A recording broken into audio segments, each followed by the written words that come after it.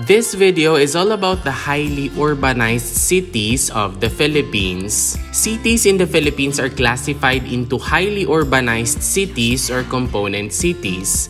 There are 33 highly urbanized cities in the Philippines. Highly urbanized cities have a minimum population of 200,000 and an annual income of at least 50 million pesos.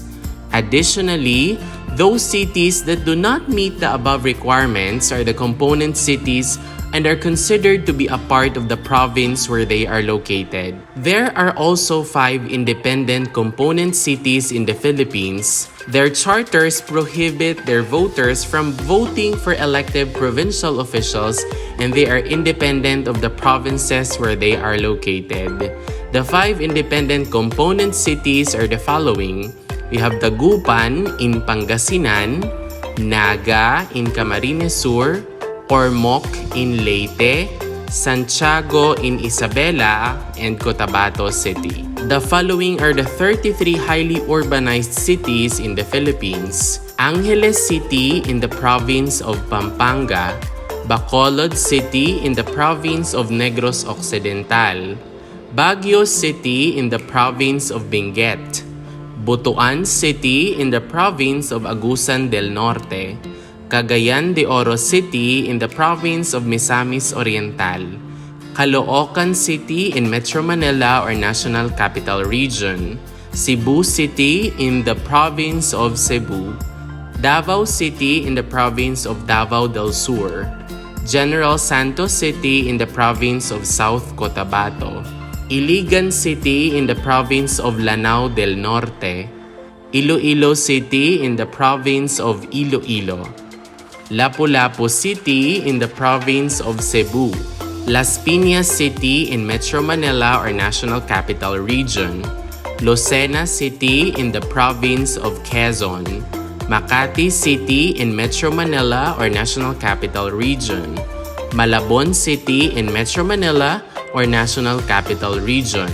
We also have Mandaluyong City in Metro Manila, Mandawi City in the province of Cebu, Manila City in Metro Manila or the National Capital Region, Marikina City in Metro Manila or NCR, Muntinlupa City also in Metro Manila or NCR. We also have Navotas City in Metro Manila or NCR, Olongapo City in the province of Zambales, Parañaque City in Metro Manila or NCR, Pasay City which is also in Metro Manila or NCR, Pasig City also in Metro Manila or NCR.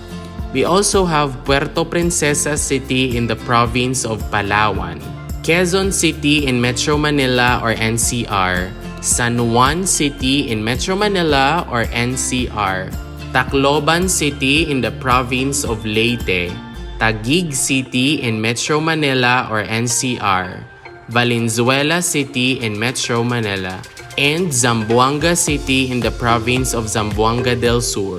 Once again, the following are the 33 highly urbanized cities in the Philippines: Angeles City, Bacolod City, Baguio City, Butuan City, Cagayan de Oro City, Caloocan City, Cebu City, Davao City, General Santos City, Iligan City, Iloilo City, Lapu-Lapu City, Las Piñas City, Lucena City, Makati City, Malabon City, Mandaluyong City, Mandawi City, Manila City, Marikina City, Muntinlupa City, Navotas City, Olongapo City, Parañaque City, Pasay City, Pasig City, Puerto Princesa City, Quezon City, San Juan City, Tacloban City, Taguig City, Valenzuela City, and Zamboanga City.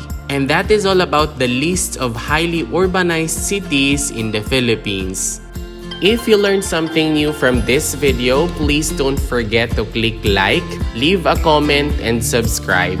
Moreover, you might also want to watch the next video on the screen. Maraming salamat, thank you for watching, and see you in the next video.